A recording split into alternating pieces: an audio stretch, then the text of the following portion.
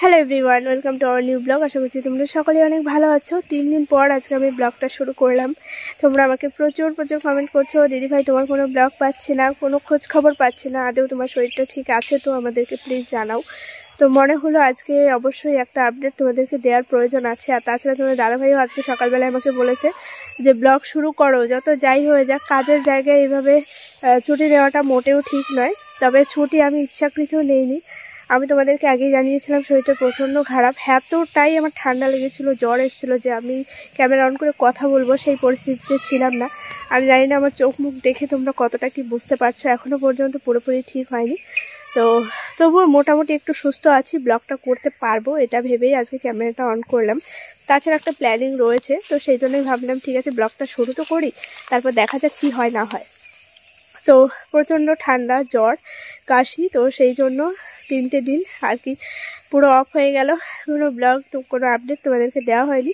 এর মধ্যে রান্নাবান্না, খাওয়া দাওয়া, সংসারের কাজকর্ম কোনো কিছুই ঠিকঠাক করতে পারিনি। দুবেলায় রান্নাবান্না এই 3 দিন কন্টিনিউ মাই এখান থেকে করে পাঠিয়েছে। আর ওই টুকটাক যেটুকু না করলে নয় সেটুকুই আমি বাড়িতে করেছি। আর তাছাড়া সমিতির যে কাজটা ছিল আমার, সেটা আমার কন্টিনিউ চলছে। ওইটার থেকে আমার ছুটি নেই। আর ওইটা 15 তারিখ পর্যন্ত আমার ভীষণই একটা চাপ রয়েছে, ওই জন্য ওইভাবেই আর কি কাজটা করতে হচ্ছে। তো একদমই যে ছুটি শুয়ে বসে কাটিয়েছি সেটাও নয়, শরীর খারাপের মধ্যে দিয়েও সেই কাজগুলো আমাকে কন্টিনিউ চালিয়ে যেতে হচ্ছে এবং করতেও হবে এখনও 4-5টা দিন। তো যাই হোক, সব কিছু বাদ দিয়ে আজকে ভীষণ ইন্টারেস্টিং একটা জিনিস কিনতে যাব, ভীষণ এক্সাইটেড এবং খুব স্বপ্নের একটা জিনিস, খুব ইচ্ছা। হঠাৎ করেই আজকে প্ল্যান হলো যে চলো যাওয়া যাক। তোমার দাদাভাই বলছিল যে চলো আজকে যাই। তো দেখা যাক, আমি জানি না, এখনো পর্যন্ত ও কাজের এখানেই আছে। আর এখন বাজে হচ্ছে বিকেল ঠিক 5টা 10। আমি এ বাড়িতে এসেছি ওই 10টা-11টার দিকে। তো তারপর থেকে একটু ব্যস্ত ছিলাম, মেশিনে কাজ করছিলাম।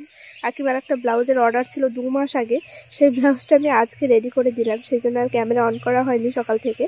তো এইমাত্র স্নান করে মনে হলো যে ব্লগটা এখন শুরু করি।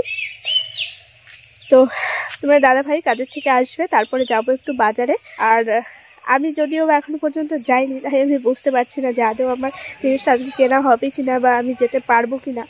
তো পুরো ব্লগটা একদম এন্ড অবধি দেখো। এবং আমি প্রেশার কুকার নিয়েছিলাম, তারপর আরও কী কী কেনাকাটা করেছিলাম, তোমরা সেগুলোর দাম জানতে চেয়েছো, আমি পুরোটাই এই ভিডিওতে জানিয়ে দেবো তোমাদেরকে। মা এখন রান্না বসিয়েছে, মা কি রান্নাবান্না করছে, আর আমি বললাম যে একটু ওই দিক থেকে হেঁটে আসি, ব্লগটা শুরু করি, তোমাদের সঙ্গে একটু কথা বলি। 3টে দিন পুরো একটানা কথাবার্তা হয়নি তো তোমাদের সঙ্গে। আজকে আমি ক্যামেরা অন করে কি বলবো ঠিক গুছিয়ে কথা বলে উঠতে পারছি না। তো প্রচণ্ড গরম লাগছে আর কারেন্টে প্রচণ্ড সমস্যা হচ্ছে। আর ওই যে বললাম না, শরীরটা এখনও পুরোপুরি ঠিক হয়নি, সেজন্য আরও বেশি অস্থির হয়ে যায়, ঠিকঠাক কথাও বলতে পারি না। এতটা পরিমাণে ঠান্ডা লেগেছে না, একদমই কথা বলতে গেলে কেমন একটা হাঁপিয়ে উঠছি। তো যাই হোক, সঙ্গে থাকো, ব্লগটা আজকে যখন শুরু করেছি অবশ্যই শেষটাও করতে পারবো। তো একদম পুরো ব্লগটা এন্ড অবধি দেখো, আশা করছি আজকের ব্লগটা তোমাদের অনেক ভালো লাগবে। চলো বাড়ির মধ্যে যাই। এদিকে সব রান্নাবান্না বসিয়ে দিয়েছে, এই যে কাকিমা এদিকে রান্না করছে।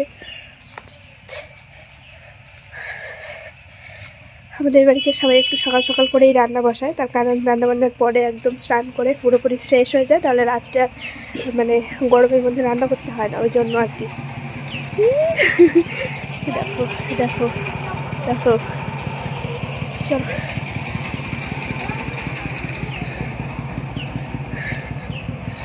আর এদিকে মাও রান্না করছে, রান্না কোনো বসায়নি, সব রেডি হচ্ছে। কি করো?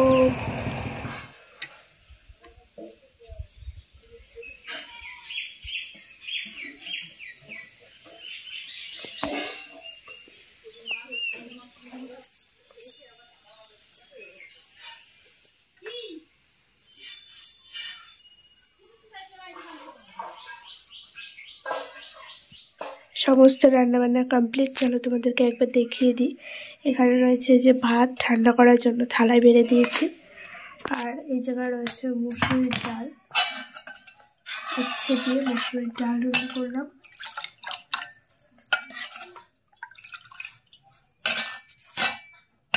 আর এই হাঁড়িতেও ভাত আছে, আর এইদিকে আছে হচ্ছে দেখো লেবু কেটে রেখেছি, আর এখানে হচ্ছে পটল ভাজা, আর এইদিকে রয়েছে আলু ভাজা। তো তো এই হচ্ছে আজকের মেনু, এই দিয়ে খাওয়া দাওয়া করবো। আর এই যে টিফিন বক্সটা বের করে নিলাম, তোমার দাদা ভাইয়ের খাবারটাও এখন রেডি করে দেবো। খুব আগ্রহের সঙ্গে ব্লগটা শুরু করেছিলাম, ভেবেছিলাম খুব সুন্দর একটা ব্লগ তোমাদের সঙ্গে শেয়ার করব এবং আমাদের একটা স্বপ্ন পূরণ হতে চলেছে। খুব শখের একটা জিনিস আমরা কিনতে যাব। অবশ্য তোমাদেরকে আমি এখনো পর্যন্ত সেটা বলিও নি, যখন হয়নি তখন আর বলে লাভ নেই। তো ইচ্ছে আছে আজকে যদি বিকেলবেলায় ঝড় বৃষ্টি কোনো কিছুই না হয় বেরোনোর, দেখা যাক বিকেলবেলায় কি হয় না হয়। গতকাল বেরোবো, জাস্ট ব্লগটা শুরু করেছি সেই জন্যই, যে 3 দিন ব্লগ দেওয়া হলো না, আজকে ব্লগটা শুরু করি। খুব সুন্দর একটা জিনিস কিনতে যাচ্ছি, আমাদের একটা শখ পূরণ হবে, তো ব্লগটা শুরু করি। তো সেই জন্য আর কি করেছিলাম, ব্যাস ঘরে এসে রেডি হতে যাবো, আর সেই টাইমে এত ঝড় বৃষ্টি। আর সব থেকে ভয়ানক যেটা, প্রচণ্ড পরিমাণে বিদ্যুৎ চমকেছে, অনেক জায়গায় বাজ পড়েছে আমাদের এখানে। তো এই জন্য আর যাওয়া হয়নি। আর ওই পরিস্থিতিতে কখনোই সম্ভব ছিল না বাড়ির থেকে বেরোনো, বাড়িতে থাকাই কষ্টকর, আর বাড়ির থেকে ভাগ্যিস বেরোয়নি সেটাই ভেবেছিলাম। তো যাই হোক, সব কিছু মিলিয়ে মিশিয়ে আর হয়নি। তো রাত্রেবেলায় খাওয়া দাওয়া করে হাঁটতে হাঁটতে বাড়িতে এসেছি, জানো, হাঁটতে হাঁটতে, কারণ রাস্তায় এত কাদা হয়ে গেছে, গাড়ি কখনোই নিয়ে আসা যেত না। তো হেঁটে হেঁটে বাড়িতে এসেছি রাত 11টার সময়। তারপরে আর ব্লগ কী করে করব, এখনও পর্যন্ত কারেন্ট নেই, বাজে এখন 10টা। তো দাদাভাইকে সকালবেলা খাবার দাবার রেডি করে সব দিয়ে দিলাম। তো এখনও আমার শরীরটা পুরোপুরি ঠিক হয়নি, প্রচণ্ড ঠান্ডা লেগে রয়েছে এবং খাওয়া দাওয়াই করতে পারছি না। আমি ভাত খেতে গেলে না আমার প্রচণ্ড বমি চলে আসছে, আমি কিছু খেতেই পারছি না, অথচ মাথা ঘুরছে, শরীর দুর্বল। কিন্তু আমি মাছ মাংস ডিম কোনো কিছু দিয়েও নয়, এবং কোনো কিছুই আমি খেতে পারছি না, আমার খাওয়াটায় প্রচণ্ড প্রবলেম হয়ে যাচ্ছে। তো এই আর কি, এখন বসেছি একটু কাজে, এই যে সব খাতাপত্র নিয়ে একটু কাজে বসেছি। এই কাজগুলো আমাকে করতে হবে, কিন্তু আমার ফোনেও চার্জ নেই, ফোনে চার্জ আছে মাত্র 29% চার্জ আছে। তো এই চার্জ দিয়ে আমি কাজ করতে পারবো না। খাতাপত্রগুলো একটু দেখি সব ঠিকঠাক করে রাখি, কখন কারেন্ট আসবে কে জানে। আর এই ভিডিওটাও তোমাদেরকে কখন আপলোড দিতে পারবো তাও আমি জানি না। তো ঘরটা ভালো করে ঝাড় দিয়ে নিলাম, প্রচুর ধুলোবালি গতকাল এসেছিলো ঘরে, রাত্রে আর ঝাড় দেওয়া হয়নি। তো সকালবেলা উঠে ভালো করে ঝাড় দিয়ে নিলাম, এখন ঘরটা আমি একদম মুছে নেব। ভাবলাম একটু রেস্ট নিয়ে নিই, প্রচণ্ড গরম লাগছে। আর এই খাতাপত্রগুলো একটু ঠিকঠাক করে তারপর ঘরটা মুছে থালা বাসন মেজে স্নান করে নেবো, তারপরে কখন ভাত খাবো ঠিক নেই। ভাত খেতে ভালো লাগছে না, কী করবো সত্যি বুঝে উঠতে পারছি না। তো তোমার দাদাভাই বললো যে যদি আজকে বিকেলবেলায় ঝড় বৃষ্টির না হয় তাহলে আজকে বাজারে যাব এবং শখের জিনিসটা কিনে নিয়ে আসবো। তো দেখা যাক।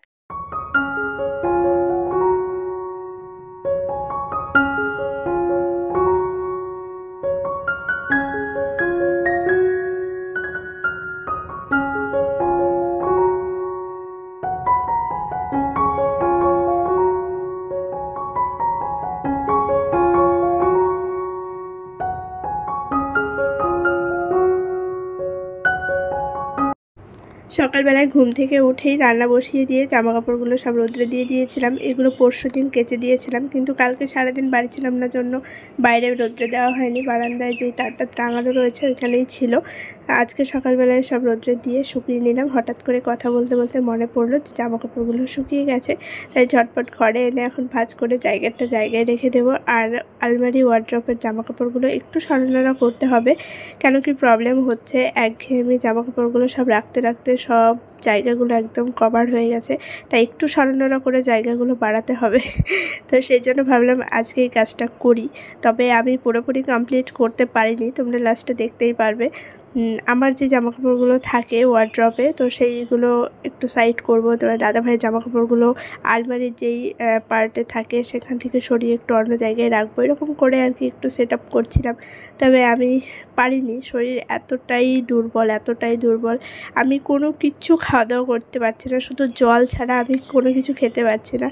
তো ওই জন্য আমি কোনো কাজ করারও এনার্জি পাচ্ছি না, প্রচণ্ড হাঁপিয়ে যাচ্ছি আর শরীর থেকে অঝরে ঘাম ঝরছে। হ্যাঁ জানি প্রচণ্ড গরম, সবারই এরকমই হচ্ছে, কিন্তু আমি শরীরে কোনো এনার্জি পাচ্ছি না, যেহেতু খাওয়া দাওয়া করতে পারছি না সেই জন্য। এই যে এখানে মেশিনের প্রচুর কাজের জিনিস রয়েছে, ব্লাউজের পিস, অর্ডারি কিছু পিস রয়েছে, আমার নিজস্ব কিছু পিস রয়েছে, সেগুলো সব সরিয়ে ভাবছি অন্য কোথাও রাখবো। ওয়ার্ড্রপের মধ্যে ওই কাজের জিনিসগুলোতেই আমার পুরো একটা সাইড ভর্তি হয়ে গেছে, তো ওই জন্য আলাদা একটা কিছু নিয়ে আসবো ভাবছি। তবে সেটা এই মুহূর্তে সম্ভব না হলেও খুব তাড়াতাড়ি নিয়ে আসবো। আর এই জায়গাগুলো, তাই জন্য একটু সরিয়ে মানে ওগুলো সাইড করে রাখলাম যে ওগুলো পরে গুছিয়ে নেব। আমার জামা কাপড়গুলো সব সেট আপ করছি, কারণ একটা চুড়িদার বের করতে গেলেও সেই আলমারির মানে খুলতে হয়, আবার একটা লেগিংস বের করতে গেলেও সেই আলমারি খুলতে হয়। সবসময় পরার যে সমস্ত জামা কাপড়, তো সেগুলো আমি টেনে ওয়ার্ড্রপের মধ্যে নিয়ে আসলাম। যাও একটু কারেন্ট আসলো, আবার চলেও গেল। ফোনে একদমই চার্জ ছিল না, তো একটুখানি চার্জে বসিয়েছিলাম। আর ততক্ষণে আমার ওয়ার্ড্রপ আলমারি মোটামুটিভাবে একটু গোছানো হয়েছে, পুরোপুরি হয়নি। ব্লাউজের যে কাপড়গুলো রয়েছে, আমার ব্লাউজের অর্ডারের অনেক কাপড় রয়েছে, তারপর নিজস্ব কিছু ব্লাউজের পিস রয়েছে, সেগুলো এখনও কিছু গোছাতে পারিনি, আর এখন গোছাবোও না। ওইগুলো একটা মানে তাকের মধ্যে আলাদা করে রাখলাম, পরে আমি ওগুলো সেট আপ করবো। আর ওই জন্য আমি আলাদা একটা কিছু নিয়ে আসবো ভাবছি, মানে এই ওয়ার্ড্রপের মধ্যে ওসব আমি রাখতেই চাইছি না। তো সেই সব কিছু আমাকে সেট আপ করতে একটু সময় লাগবে। আপাতত আমি জামা কাপড়গুলো একটু এদিক ওদিক সরিয়ে রাখলাম, কারণ তোমার দাদা ভাইয়ের জামা কাপড়গুলো আলমারির একটা তাকের মধ্যেই ছিল সমস্ত কিছু। এবার একটা বের করতে গেলে সব কিছু অগোছালো হয়ে যাচ্ছিলো, খুঁজে পাচ্ছিলাম না, একটার পেছনে একটা রাখা ছিল। তো সেই জন্য ভাবলাম ওর জামা কাপড়গুলো একটু চেঞ্জ করি, মানে যেখানে ছিল সেখান থেকে একটু অন্য জায়গায় সরিয়ে রাখি। তাই জন্য আমার চুড়িদারগুলো যেখানে ছিল সেখানে ওর জামা কাপড়গুলো সব শিফট করলাম, আর আমার চুড়িদারগুলো নিয়ে আসলাম ওয়ার্ড্রপের মধ্যে। তো এইভাবে সরিয়ে ধরিয়ে একটু গুছিয়ে রাখলাম, তোমাদেরকে আমি দেখাচ্ছি ব্যাক ক্যামেরা করে। আর এখন যেমন আমি স্নান করতে, তার আগে আমি ঘরটা মুছবো, ঘরটা মুছে নিয়ে আমি স্নান করে আসবো। প্রচণ্ড গরম লাগছে, কারেন্ট কখন আসে জানি না। তো যাই হোক, চলো আপাতত সব কাজকর্মগুলো গুটিয়ে একদম স্নান করে এসে তারপর আবার তোমাদের সঙ্গে কথা হচ্ছে। আর তার আগে আমি একবার দেখিয়ে দিই কীভাবে একটু গুছিয়ে নিয়েছি। প্রথমে আলমারিটা দেখাই কিভাবে গোছানো রয়েছে। এগুলো তো আমার সবসময়ই গোছানো থাকে। এই ব্লাউজটা আমি সেলাই খুলবো বলে বের করেছিলাম, তারপরে সেলাইটা খোলা হয়নি, সাইডে অনেকটা মানে খুলতে হবে সেলাই, তো ওই জন্য উপরে রয়েছে। আর এখানে সব ব্লাউজ, চারিদিকে আমার শাড়ি রয়েছে। আর এই যে সবই শাড়ি, ওই নিচের তাকটাতে তোমার দাদা ভাইয়ের সব জামা কাপড় ছিল, ওটুকুলো সব বের করে আমি শাড়িগুলো রাখলাম। আর শাড়ির এই তাকগুলো না একদম ভর্তি হয়ে গেছিলো, তাই একটু ফাঁকা ফাঁকা করে রাখলাম। তো এটা গেল। আর এই সাইডে রেখেছি ওর সব জামা কাপড়। এই যে এগুলোর মধ্যে পেছনের সাইডে সব শার্ট আছে, সামনের দিকে সব গেঞ্জিগুলো রয়েছে। আর এখানে রয়েছে এই যে পাঞ্জাবি, এগুলো সব পাঞ্জাবি, এই যে প্যান্ট, আর নিচের দিকে রয়েছে জিন্সের প্যান্ট। তো এখন গ্যাপগুলোতে অনেকটা করে জায়গাও রয়েছে, ওর জামা কাপড় আরও রাখতে পারবো, অসুবিধা নেই। শুধু এটা একটু মানে ভর্তি হয়ে গেছে। তো যাই হোক, এখন ভালো হয়েছে। আর নাহলে একটা বের করতে গেলে না সবগুলো টেনে হিস্ট্রে বের করতে হতো। এই যে এই জায়গাটা করে সব ছিল। তো চলো, এখন মোটামুটিভাবে গোছানো হয়েছে, আমার মনের মতো করে গোছানো হয়নি, এটা পরে আমি করবো আরও একবার। আর আমার চুড়িদারগুলো রেখেছি এটার মধ্যে। তো এগুলো কিন্তু গোছাতে হবে, এগুলো আমি গোছাইনি, কারণ এই যে ব্লাউজের এগুলো সব সরাবো, তারপরে এই প্যান্টগুলো মানে লেগিংস প্যান্ট, প্লাজো প্যান্ট, এগুলো সব আমি এখানে গুছিয়ে রাখবো। আর চুড়িদার এই দুটো র্যাক শুধু গুছিয়েছি। এই যে এখানে সব সাইড কাট চুড়িদার রয়েছে, আর এটা রয়েছে যে ফ্রক কাট চুড়িদার। তো এই দুটোই শুধু গোছানো হয়েছে, আর এগুলো কিছুই গোছানো হয়নি। আমার শরীর এখন একদমই ভালো লাগছে না, সেই জন্য আপাতত এভাবেই রাখলাম, পরে করবো এগুলো। আর এই সাইডটা আমি দেখিয়ে দিই, এগুলো সবসময় মোটামুটি গোছানোই থাকে। এই যে সব নাইটিগুলো রয়েছে, এখানে তোমার দাদাভাইয়ের সব কাজে যাওয়া জামা প্যান্ট, আর এখানে যে বালিশ, মশারি, কাঁথা, আর নিচে রয়েছে বেড কভার, তারপরে যে শাড়ি। তো এইগুলোই। এই অসহ্য গরমে ক্যামেরার সামনে বারবার আসতে ইচ্ছা করে না। আলমারি ওয়ার্ড্রপ গোছাতে গিয়ে আমার অবস্থা খারাপ, শরীর খারাপ লাগছে প্রচণ্ড। তো সেই জন্য ভাবলাম যে থাক, যেভাবে রয়েছে ওইভাবেই। শুধু জিনিসগুলো সরানোরা করেছি, মনের মতো গোছাতে পারিনি। আর তোমরা জানো যারা আমার ভিডিও দেখো, সব সময় আমার একদম গোছানোই থাকে।